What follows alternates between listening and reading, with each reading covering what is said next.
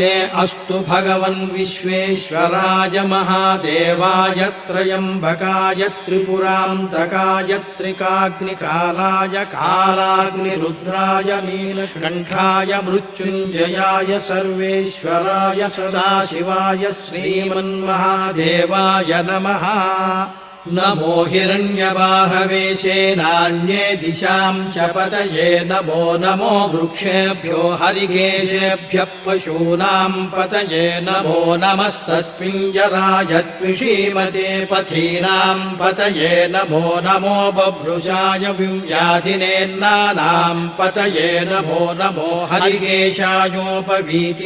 पुष्टानां पतये नमो नमो भवस्य हेत्यै जगतां पतये नमो नमो रुद्राय तताविने क्षेत्राणां पतये नमो नमः सूताय हंसाय